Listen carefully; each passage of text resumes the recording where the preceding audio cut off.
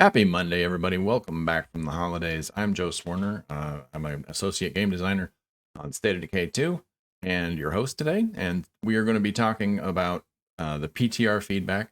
We released just before the holiday break, and a lot of you took part in what was going on over the holiday with our beta. And many of you also sent in actual feedback and filled in what is turned out to be a pretty long survey. And you gave us absolutely wonderful feedback. So thank you so much for that. And to talk about that feedback and what's in the PTR, what's going to be different from the PTR as we work towards shipping this out to you, I've brought today Mr. Randy Lambert, who is the team lead for State of Decay 2. Howdy. So say hi to the folks, Randy. How's everybody doing? Well, I guess you can't really respond. It's not really that kind of medium. Right. But hey, I'm Randy Lambert. I'm the senior content designer over here. I've been team lead for this update for a while now. Pretty excited about PTR and where it's at, but I've been in the game industry for about 10 years. I'm fairly new to Undead Labs, but a big fan of State of Decay ever since State of Decay 1. So happy to be here. Happy to be working on this stuff. And so, all right. So thanks, Randy.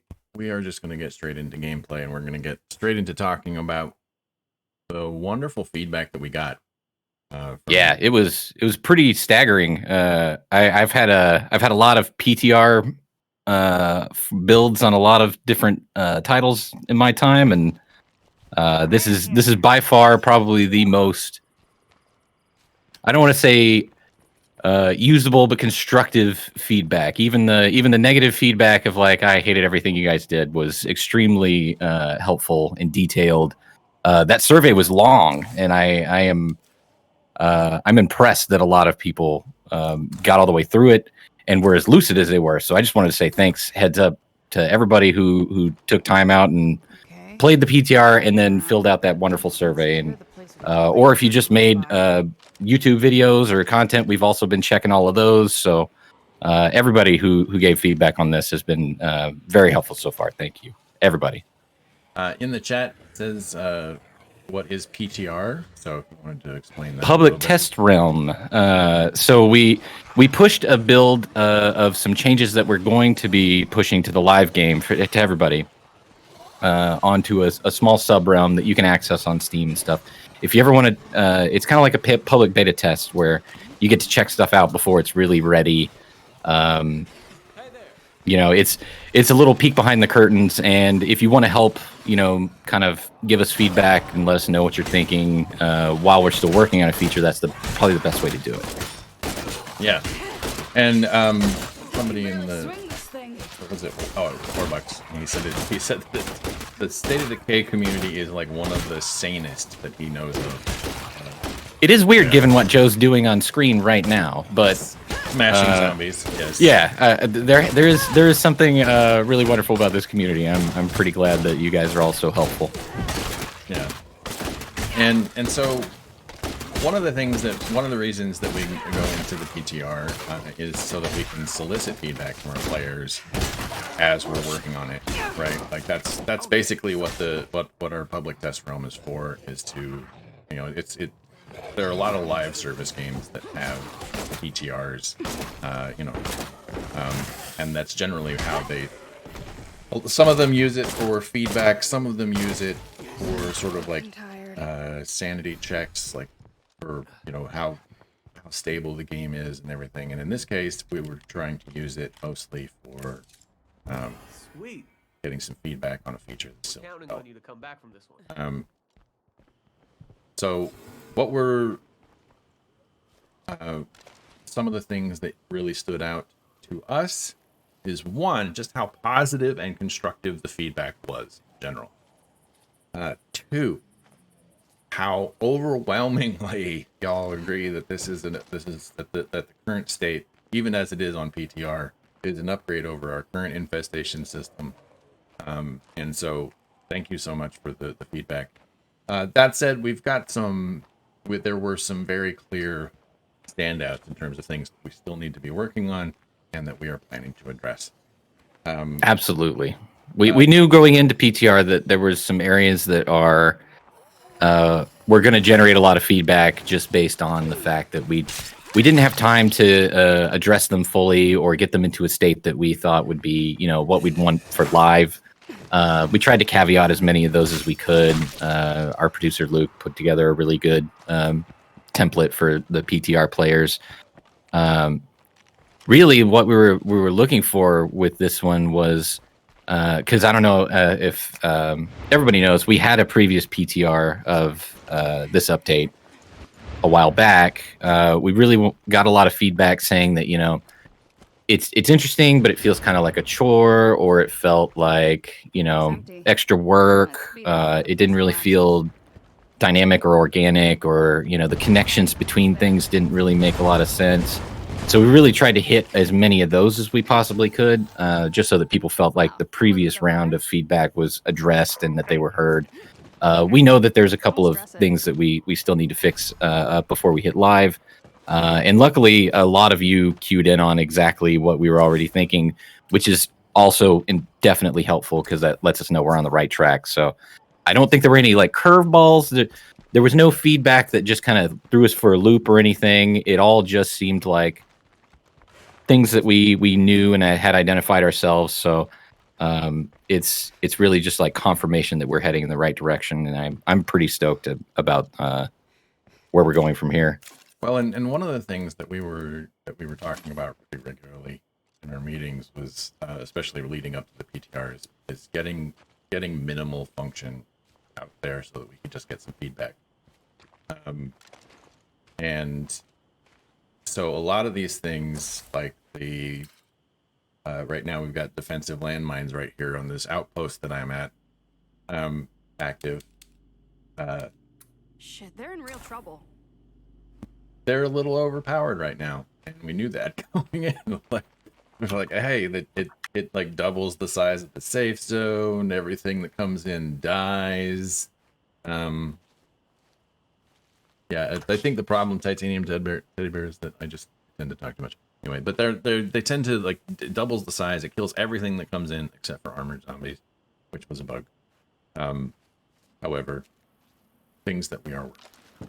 All right, so the first thing in our list, wherever it was, gotta find the list again, because this is why we write.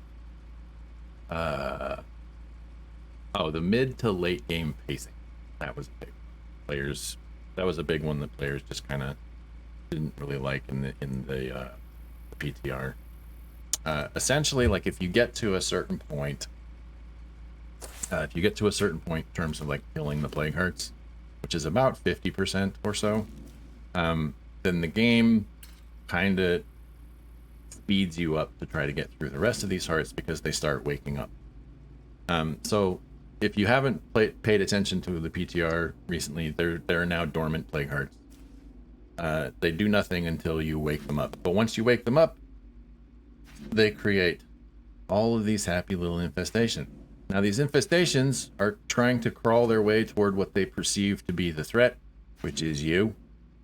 And so they create little siege sites out here where the zombies build up before they come in and try to murder your entire group. So there are a lot of changes in the system, but we're going to focus on the mid to late game pacing as our first key point in what we're going to address before we push it up. All right, so Randy, if you want to. Yeah. So the idea right now is that there's a lot of things that are interconnected in this system. If those of you that have played with the new PTR builds understand, the plague hearts tying to how fast they awaken, tying to how fast infestations spread across the base, which ties into sieges, which ties into so many things. Pacing is going to be a moving target that we hit, basically, right as we go out the gate.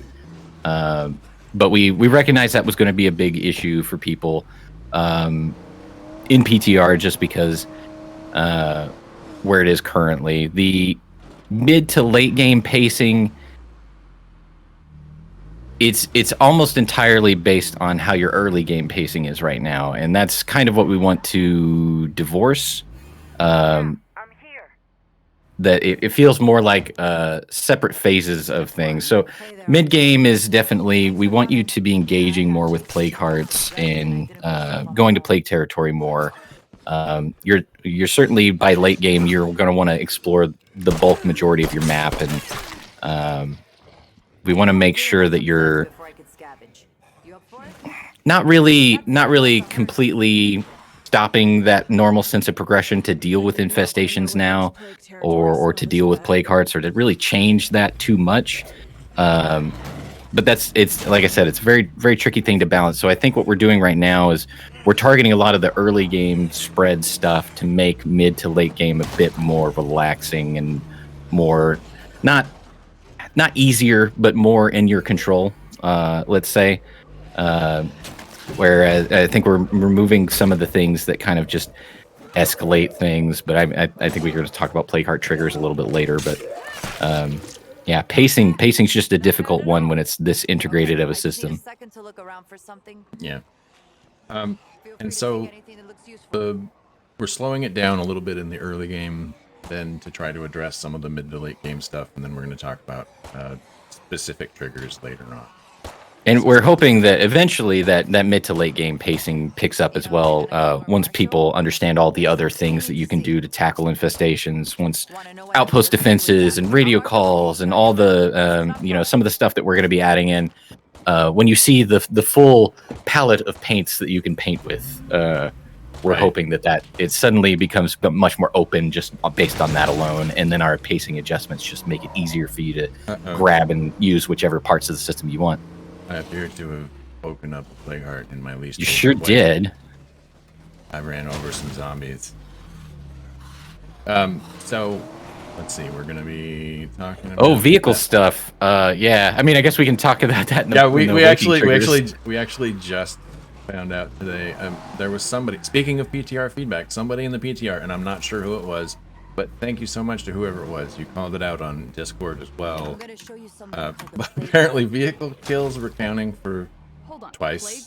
Was it Arvid D? I want to say something. Oh, was it Arvid? Yeah, okay. Yeah, I want to say he had a wonderful chart that we were like, we saw, it takes this many things to wake up a plague heart. Yeah. But this many if you're on a car, or you're in a car. We're like, wait a minute. Yeah, that's one of those fun double take moments for like, did we do that? Yeah. So we've got some interesting. I mean, that one's clearly a bug, and we're not necessarily going to talk about bugs. Like, we could be here all day if we do that. Okay, so weird that my mic is just kind of now it's being really fun and just cutting out. So I'm gonna have to get a little bit closer. So. What are we doing here? Listen to talk. Listen, talk. Okay. House with the big window. Let's go. Let's get in before the horde gets here. Let's go, Trusty. I think you got this. We got this. You're barely even infected at all, which is... Well, I mean, I just got pathology. We'll be all right for a while. Yeah, you're fine. Yeah. Thanks for the company. Lethal super easy. That's what I've heard. Yeah. Whoops. Let's kill some zombies while we're here. Not that she needs any help, but we're gonna help her anyway. Because I mean, what are we here to do if we're not here to kill zombies and talk about, the PTR? All right. So the second thing that's on the list. Oh yes. One of the biggest call-outs was that players felt like they wanted rewards for engaging with the system a bit more, and that is definitely something we're looking at.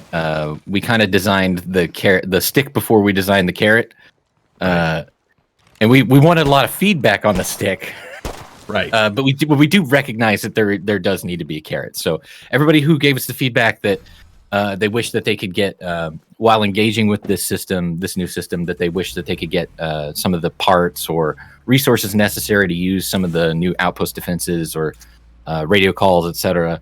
We are definitely looking at ways for that to happen.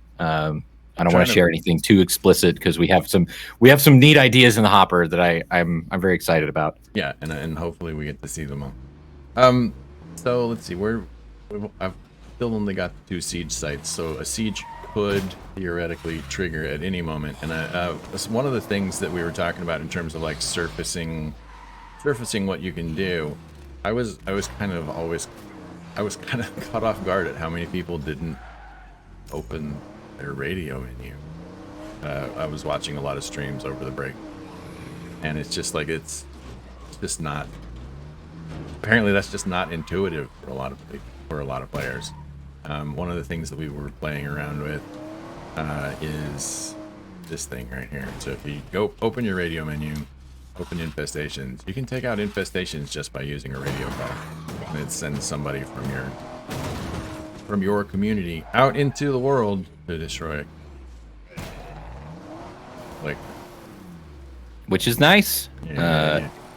It's very handy in the situations where you're watching Infestations encroach, but you're on like an away from base loot them up or something. You know, you're filling a van. You don't really want to go do it yourself because you're doing something else. You can just send someone else who's just going to be taking a nap back at base otherwise. Yeah. Like I said, I do that right now, but it targets the one that's closest. It targets the one that's closest to your base, which includes these siege sites. And I'm hoping we get a siege before the end of the stream at some point. Because it's definitely looking that way. Yeah. Well, I mean, I did sort of like let the infestations grow. I think I'm probably close to the infestation cap. So, I don't know. We'll see how it goes. Yeah, that's pretty interesting. But one of the other reasons that one of the other points of feedback that we got in the PTR was that it felt like there was a pretty dominant strategy in terms of attacking plague hearts kind of directly. You know, what people liked the tension of sneaking around in plague territory and kind of tiptoeing around and then waking them up and feeling challenged was fun. But at that point, it felt like killing them was maybe your best and only recourse. And a lot of that is because we didn't have all the multi-prong rewards and all the bits and pieces in yet. You know, it is the PTR build. It's not going to be complete. We're hoping that we can solve for that in ways to incentivize you with rewards and positive things in other ways. And also, you know, slight difficulty tweaks here and there. That's a small crowd. Yeah. That's probably fine. Yeah, that's no big deal. How many is that a bloater? It's fine. It's 3 bloaters. And everyone in the community, you can thank Brian Menard for that particular little wonderfulness in these hordes. We didn't need it. Because Brian was like, well, you know, the ultimate weapon in taking down a horde is your vehicle. You know what the ultimate weapon against a person in a vehicle is? A bloater. Oh man, I was really hoping you were gonna try and back up carefully through the. Oh no, there's no backing up. Right? There's no way that was gonna work. I was just gonna die. That's not fun. So, you know, you do have to get out. You do have to get out and think differently about how you're going to approach taking out the Zeds. And that's kind of one of the things that we were trying to look at is how to take out hordes, how to take out infestations, how to balance them a little bit. Yep. But it turns out that fire is still your best friend. That's just good general life advice. Right? Yeah. Like food gives me food poisoning. Well, put fire on it. Yep. Problem solved. Oh god, there's another one. So this is probably what people were talking about when they were talking about infestations feel a little fast. There's certainly a point. Yeah. Where you can have too many. And with this many infestations, Oh, we got a feral. I don't like ferals. Oh man, there's some questions. All right, here. Let me see if I can. Infestation, max infestation count. We're doing some stuff that is gonna maybe make things not hit that count as easily. So Currently yeah, it's I 25. think in a roundabout way, yes, but there still will be a hard cap. But I think we're looking at performance things there. Let's see here.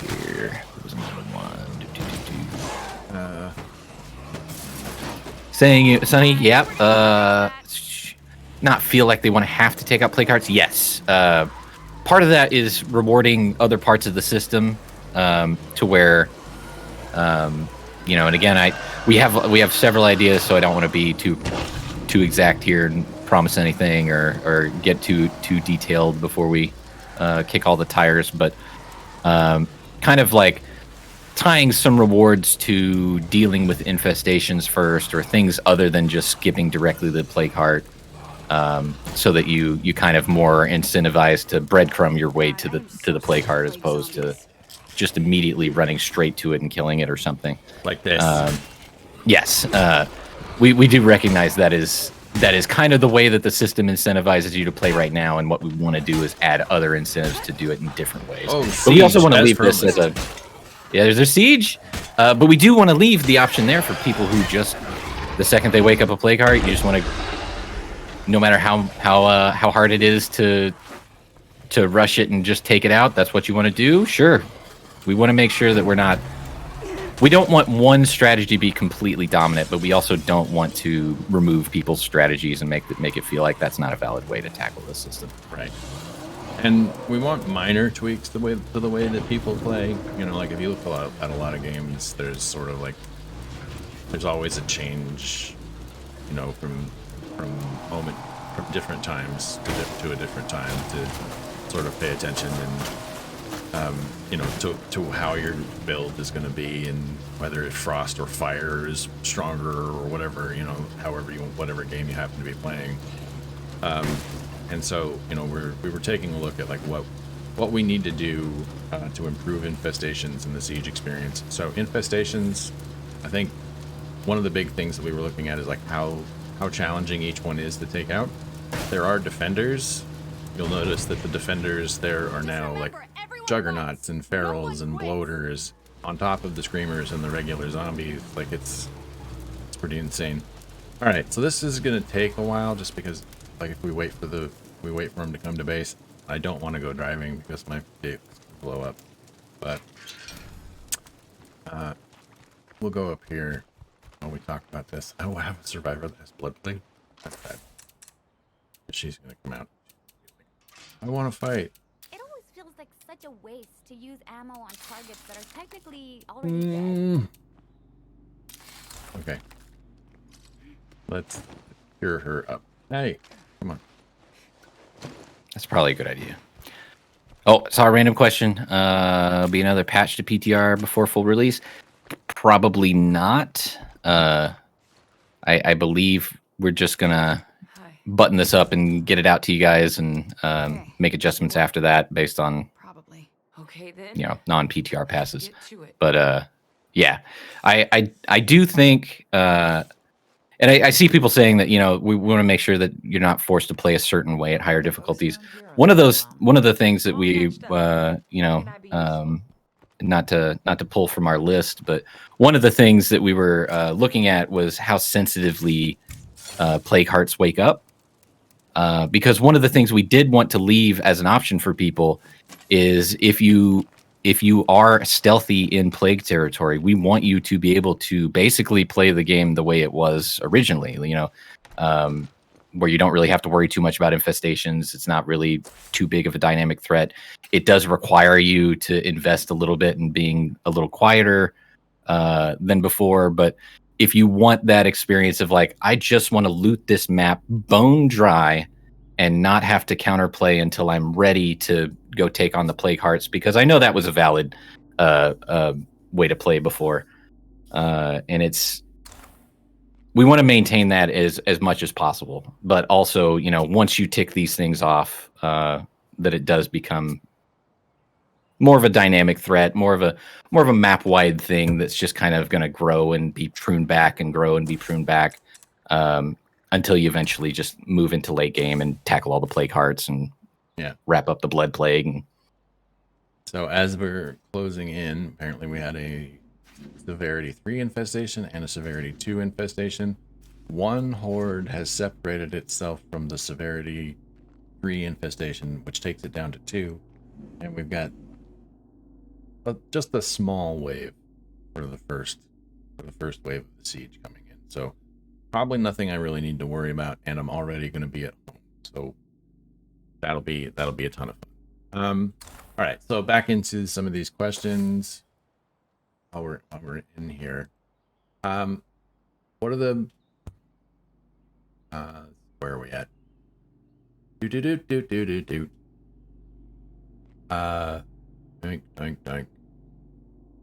I guess we were about to talk about siege balance too. Yeah. Just in time. No auto waking hearts, period. Brian, I think that's one of the things that's on the table. I don't know if that's so the question was from Brian Menard. Is the random heart waking up going away completely, or is it just being adjusted? Still remains to be seen. We definitely got a lot of feedback on that. A lot of the granular feedback from everybody that was super helpful was on what felt like a fair awakening of a heart and what felt like something that you just wouldn't have control over normally or predict, or which parts of the system feel like it's just happening to you and which parts felt like it was under your control. Some of those triggers worked really well for that. Killing zombies worked really well. There might be some numerical balance on that, maybe give you a little bit more wiggle room before you wake these things up.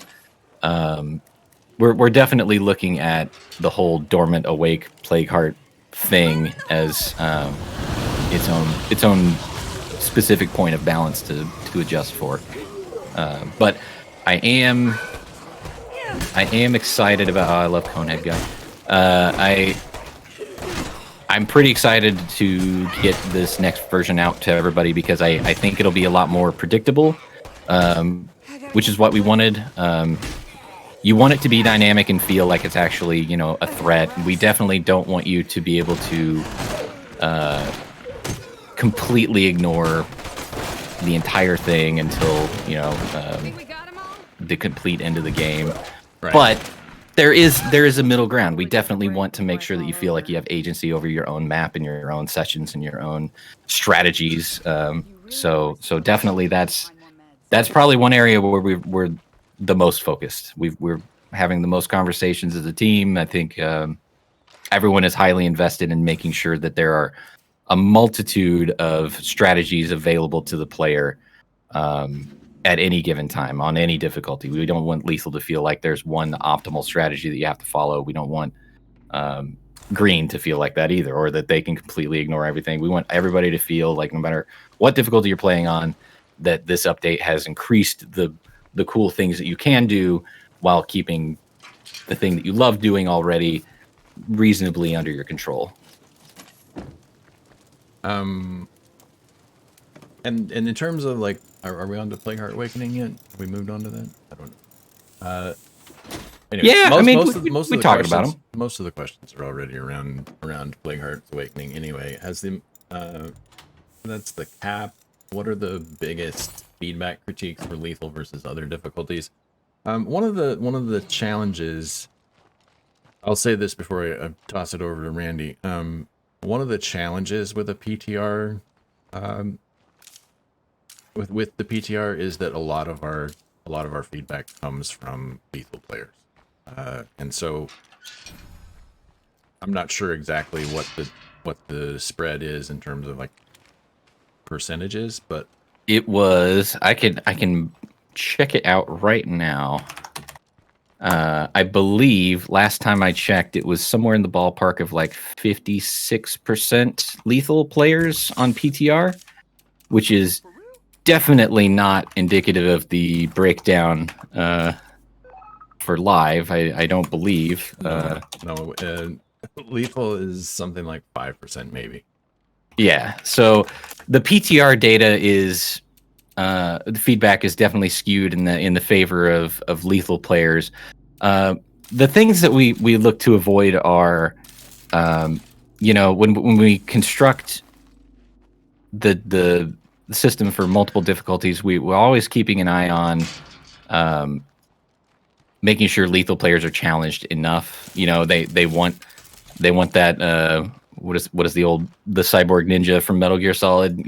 Hurt me more. Right. You gotta Good you have reference. to make the pain feel just right, and not make sure you're not double dipping, right? Like you don't want to put penalties on top of penalties on top of penalties, and because that's just not necessarily fun. Doing things like making the zombies randomly more bloody, like that's great difficulty stuff. Making it to where certain things just cost more, that can be useful in draining resources and making it feel scarce. But if everything has an extra resource penalty on top of it, and resources are more scarce and harder to get to, that's kind of double dipping the same. You're penalizing the same part of the game for the lethal players. Yeah. So it's very difficult to find new ways to make lethal players hampered just enough to where it's fun for them, without double dipping and making it feel just really super prohibitive to do one or two things. So that it's probably, everyone would think it might be the easiest to just make lethal, but I think lethal is potentially one of the hardest ones to really nail and feel correct. Yes. Because you want it to be challenging, but you don't want it to be like completely overwhelming at all times. Yeah. All right. So that's such a hard mark to hit. The second wave is here. It's happening. It's happening. It's happening. Okay, so probably the thing that I like most about sieges is, if I really wanted to, and I frequently do, is I apparently could just suck at shooting today. I'm sorry. But here, just die. Just die. Okay? Alright. You too. Wait, there's still... Oh, the bloaters. The bloaters are coming. The third wave is approaching, and there go the bloaters. Gotta kill that screamer. You can kill these outside of your base, which was not something necessarily you could do with the old systems. So, like, we can wait for them to show up here.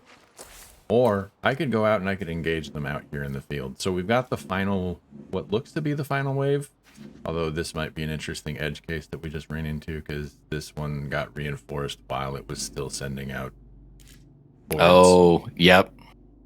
So who knows? We might have a fourth wave. We'll see. But I can literally just go out and I can take care of these. We got a bloater, 4 zombies coming from there. Oh. We have a juggernaut. This is probably my favorite part of the new siege changes, that I can look at the map and kind of be like, oh, yeah, it's this part of my base. I'm going to exit over here. Yeah. So there's a lot more visibility. Yes, you can see a lot. You can see a lot more. Oh, there's a juggernaut. That's not the juggernaut I was worried about, but that is a juggernaut. All right, so we're headed straight for it. We're going right for it. God, I am so sick of Something plague already zombies. blew up the bloater. One of the bloaters. Bye-bye. Hello. And that'll blow up the other bloater. That did not kill the horde, however. Okay, jump on. Oh man, Where is he? Where is he? I hear you. Gotcha.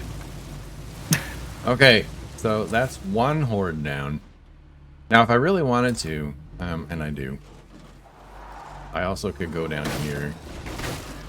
And these siege sites are the sources of the sieges, right? So, like, one of the greatest things that I really like about this new siege system is the fact that while the siege is happening, I can come down here and kill this siege site, assuming I can get everything to spawn properly. I hear it.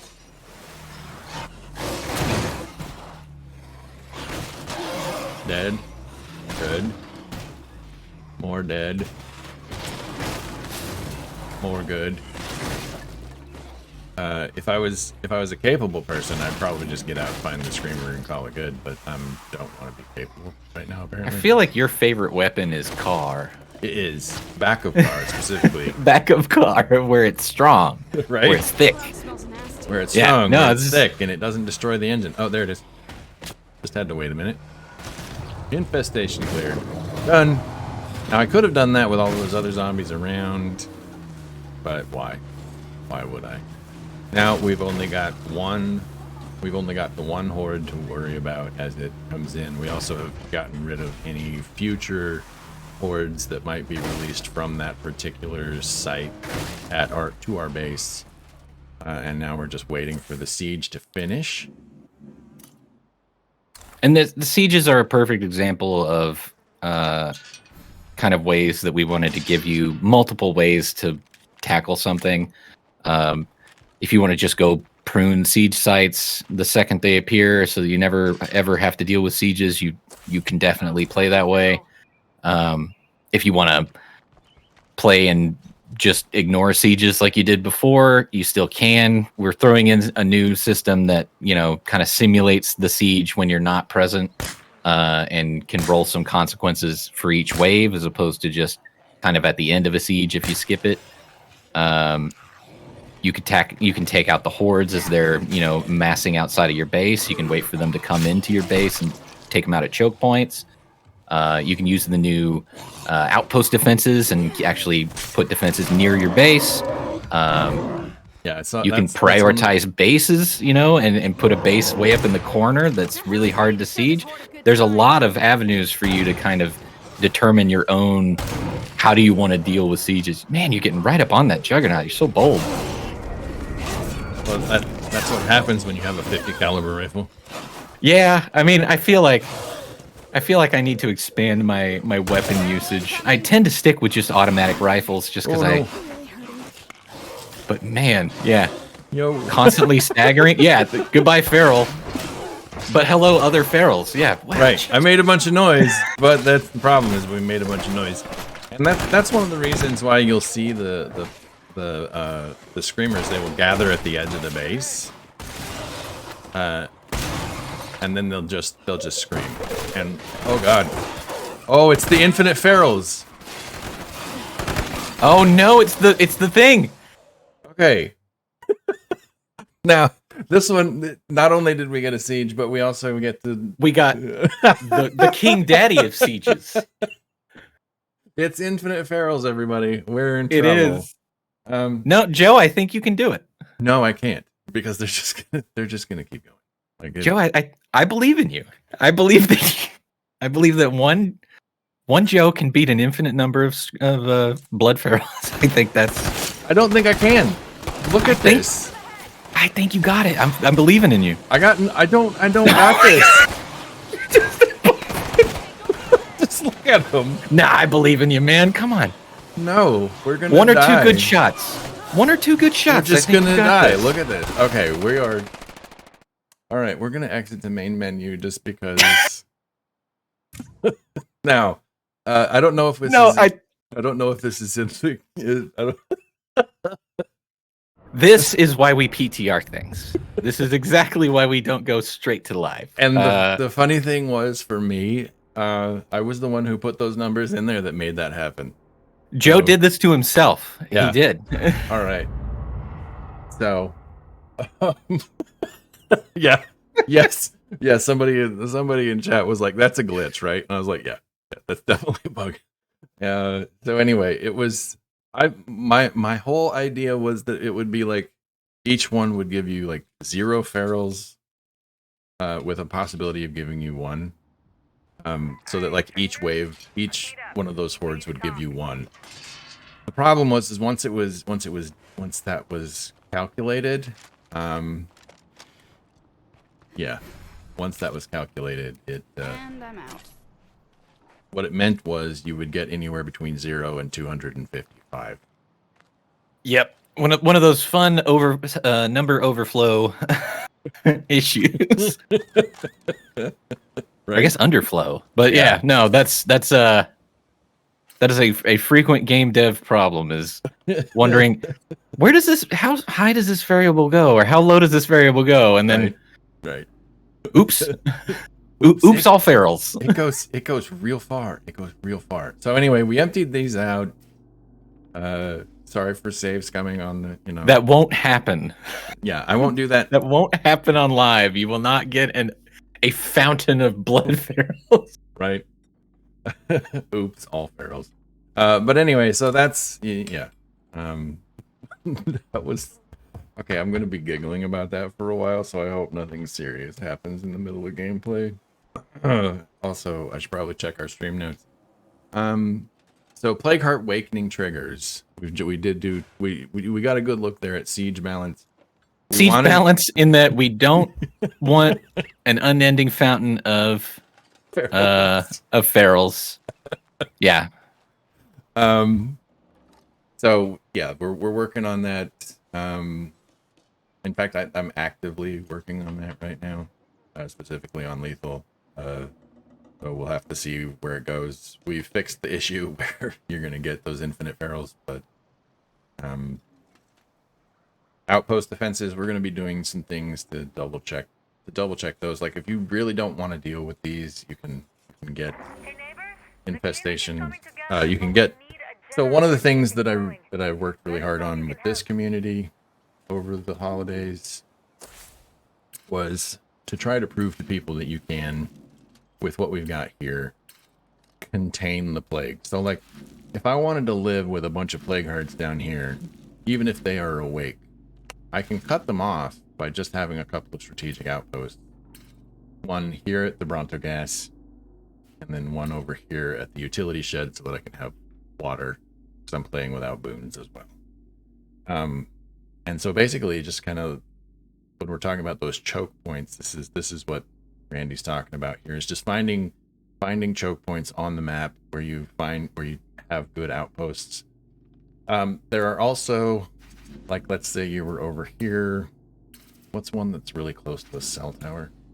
Is this one close to a cell tower? No, probably not. But there are food outposts that are right next to the Red Talon.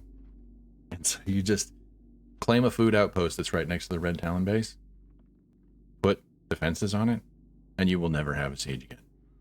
Yep. At least that's how it stands in PTR right now. And we're going to be making some changes to the outpost defenses, largely because of that. Yep. I saw a couple of people mention like outpost defenses. Yeah, we're landmines. There's a few that are going to go in with this. Landmines will be probably the most flashy of the outpost defenses. Probably the front runner. But yeah, in terms of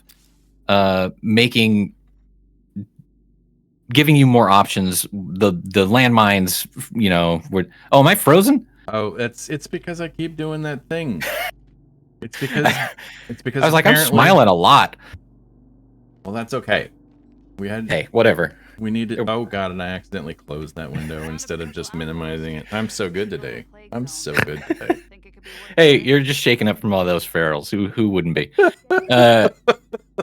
But yeah, outpost defenses. We wanted to make sure that when you were looking at this map, because you're definitely going to be checking out your map, and you're going to be looking at the where the plague hearts are, where your base is, the spots in between that they can infest, and you're going to be seeing choke points. You're going to be seeing like, oh, hey, all these hordes have to cross this bridge, and there's a site right near it and the landmines are within range. Bingo, bango. I can go back to looting and let the system just kind of explode itself for a little bit and give me a breather. Yeah. And then when that's done, call up your buddy on the radio, tell him to go take out an infestation.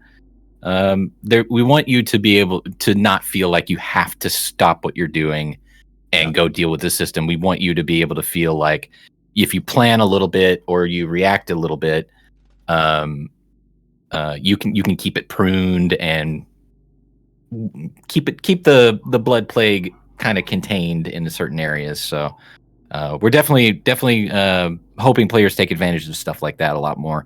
Yeah. If you did play in PTR, landmines are not going to go live quite like that. They were a little bit overpowered in that it was just a radius that turned on, and basically for X amount of time, if anything walked in there, it would just explode. So like right here, right, I've got this South Fairfield Tower, right, and it's got a little bit of a safe zone. I think that it's like 75 or 65 meters total. Now, so we're gonna put outpost defenses up on outpost number 6 over here. Not gonna happen. And we're going to specifically put up the traps. Okay, so that cost me 3 ammo. We're going to put... We're going to put this character... Oh, okay. Somebody needs to tell me that everything's fine. That people actually really enjoyed watching all of those ferals just kind of crawl their way across the map. Okay. they were migrating. It was beautiful. It's rare to get footage like that of their migratory patterns, right? but Yeah, it's feral migratory patterns. So now it's much bigger, and so this I think that in the PTR this added another 42 meters, and so now I actually have 2 infestations that are within the safe zone of this cell tower, and if any zombies were headed this direction, like any zombies that come into it are there, any zombies that are within it, I think that everybody kind of saw what happened over here when I was doing this mission. Maybe it kind of missed a few people, but this place had a bunch of zombies in it. This one had active traps, and so its safe zone took up this section. So all I had to do was walk over here, and I let the traps that I've already placed finish that mission for me. So they are more than a little overpowered right now. And let's go and take a look at some of these things. But the outpost defenses, now I can also use lures, right? So the traps are the ones that are the most destructive and clearly marked on the map. However, lures will actually pull zombie hordes toward a trapped outpost. And so there are a couple of things about this that are gross. Uh-oh. Speaking of hordes. It's transforming. Right. Optimus. It's already, help us. It's already back up and killing us. And so these defenses you can put up, you've got sort of like a twofold thing, right? One is you set the traps. Second, you set the lures.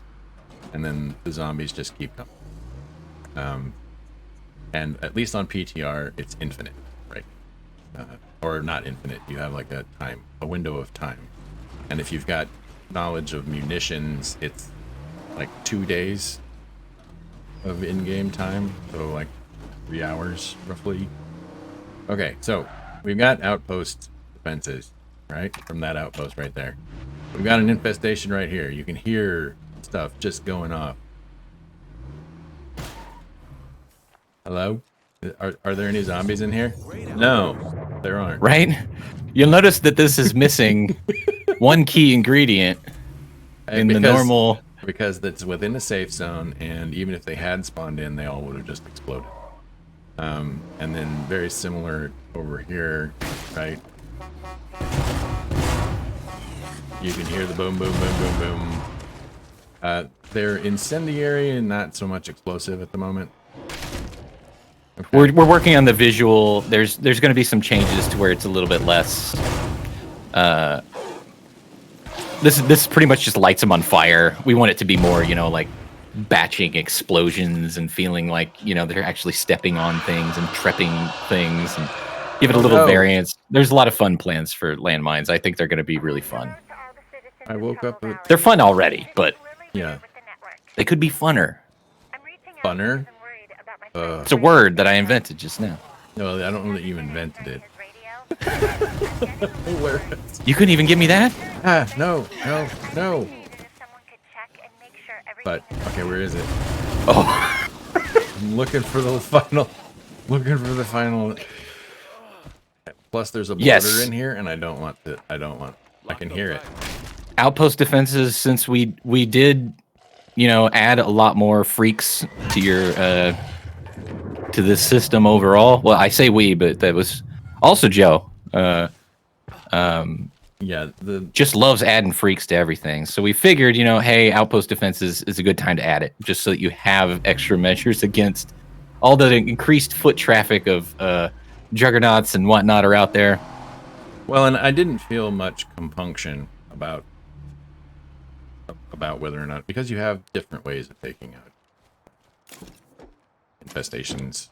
I wasn't too worried about like overloading an infestation, because like if it's too much, you can just be like, hey, one ammo person, take care of this for me, because I suck at it. All right, so this horde is kind of headed this direction, so we're gonna go ahead and put up the lures just to kind of show off.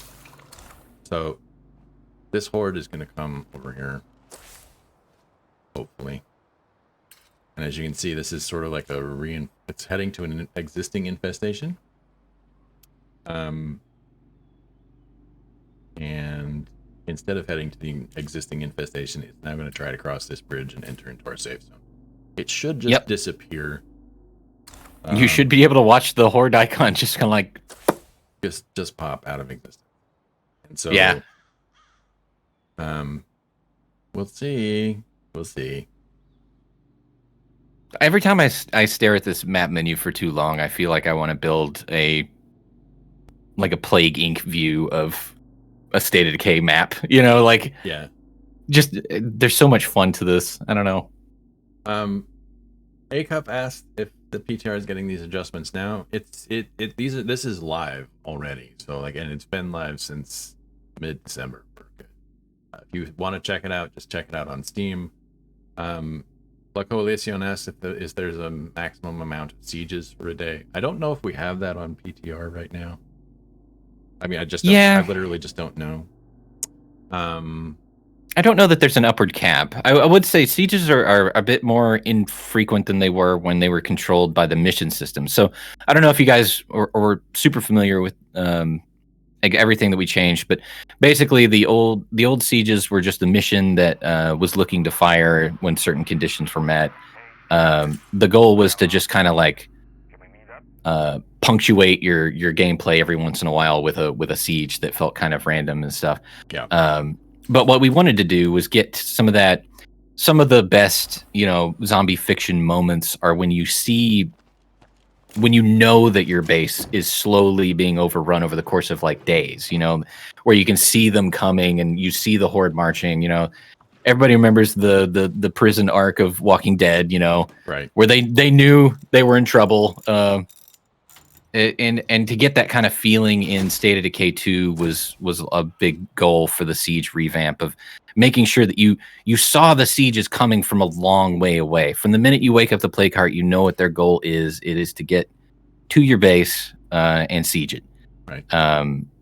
And there's lots of ways that you can prevent that, but there's also lots of ways you can spot it. Right. Warbucks asks, what's the range of the luring? I'm not sure what the range on the lures are. They're very powerful, I will say that. Yeah. Right now, if anything, the defenses are very, very effective. We wanted to make them feel. We know that everybody's been missing them since SOD 1, so we don't want to shortchange anybody. We want to make sure people feel good using them. So we might take a few stabs at balancing them just so that we nail the exact cost and spectacle and benefit you get from it.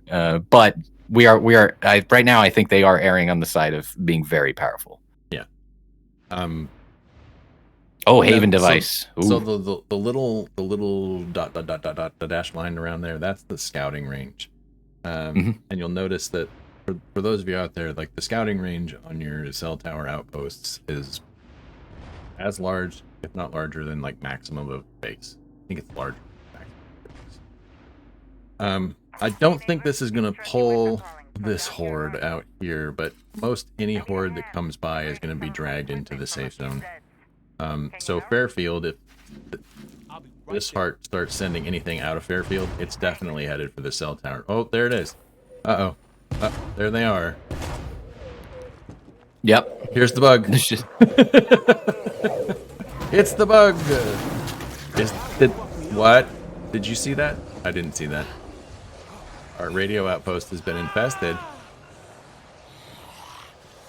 Oh, they got too close. I see.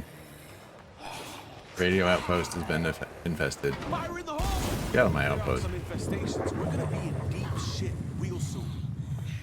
Got a couple people asking about Haven devices. Oh, man, yeah. Well, clear. the Haven device is a. It used to be that it would like stop sieges, and now that there are so many other ways without the Haven device to stop a siege. One of the reasons that people like, I feel like players really like the Haven device, is because they didn't like having to come home to save 3 ammo, and so like this takes care of that. Like you don't have to come home. You don't have to do that anymore to avoid consequences. You can just trim some infestations back.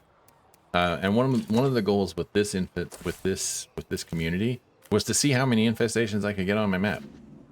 Right? Like we're already back to a siege site, but all I have to do is kill that screamer and it's over. Right? Yep. And I can start trimming that back and letting things kind of go away. Iconography will be a little bit more updated as well. Yeah. You'll be able to spot siege sites a little bit more easily when we go live, just so that if you do want to prune them like Joe's doing, it'll be much more noticeable, much easier for you to do that. Yeah. The Haven device, we don't want to nerf it into the ground, for sure. I don't think that would be very fun for anybody. But we want to take some of its power and move it, if that makes sense, because preventing sieges outright is not going to be, I'm going to be honest with you, the amount of effort and time and resources it takes to build a Haven device, it would be a waste if all it did was just prevent sieges for you. So we are looking at ways to enhance the other aspects of it. And, I mean, I don't know how many people know about all the cool, green eye glowing zombie popping that it does. But you can imagine how that would be much cooler in a much more intense siege experience if that was maybe tuned up a little bit and was much more of a part of how you defended your base, as opposed to just this magic barrier that prevented sieges, So we definitely don't want it to feel like it's terrible. But we do want to move the power that it used to have in preventing sieges off of that, because you can kind of do that on your own now, and more into like the other parts of what it does. I'm sorry if I'm being a little vague. I don't want to be too exact. Well, I mean, we never. All this stuff is being iterated on. Yeah. Our engineers and designers are always working on this stuff and trying to come up with the best thing to deliver to everybody. So I don't want to tell you the wrong thing based on our current iterations and then it goes live and it's totally different. So, all right, just know that we are focused on it. Let's see. So we've hit the Haven device. We've hit the traps. We've talked about sieges. We're going back. And the thing that it's time for us to kind of close, folks. But so thank you very much for being here today. And then I'm gonna have I'll take my parting thoughts right about now. So thank you so much for being here, folks. We're still iterating on this. We can't be super specific, but we are totally incorporating your feedback. I also just want to point out that this was an overwhelming recognition by our players, those folks who took part in the PTR, that this is a pretty decent upgrade from what the system used to be. The problems are pacing, and there's obviously still some bugs in the system, which is why it's in PTR instead of in live. And we're going to be. You saw a couple of them. One. The armored zombies don't die. What?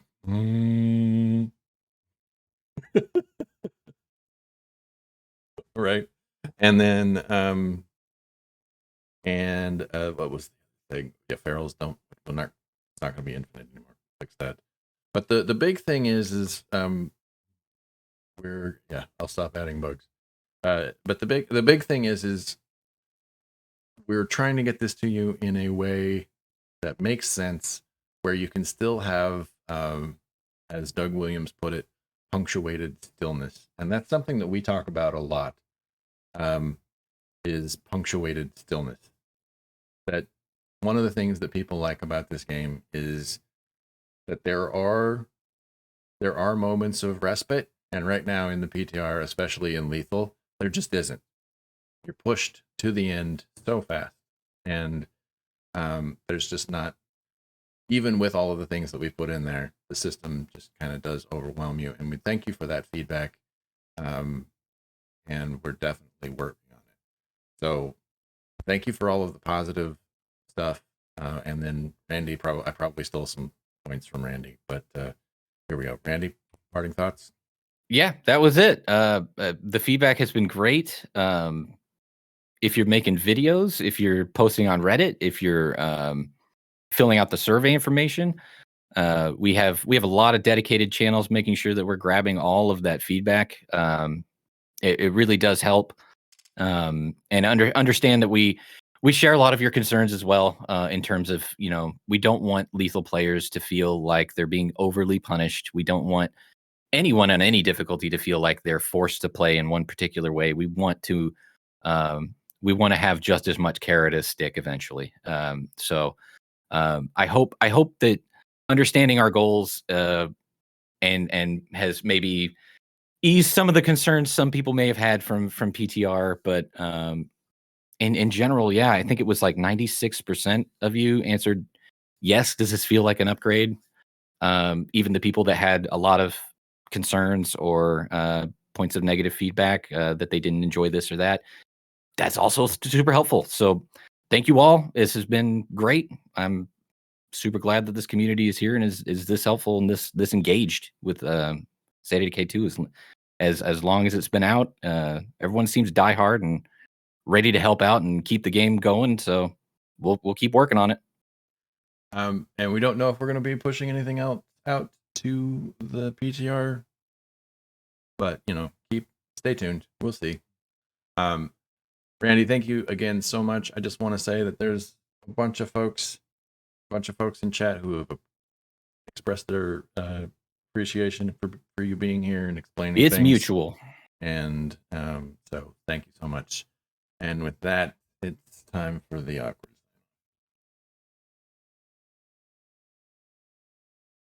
All right, and we're out, kind of. Oh, I see. You got like a little outro thing playing. Yeah. Well, I mean, this is the part, the awkward sign off is when we just kind of we say you just things. Babble over some text as it scrolls softly on the screen. Yeah, silently. I see. And we don't talk about things that we're working on in the background while we're doing this. In fact, usually what we do is we start hinting at it a little bit,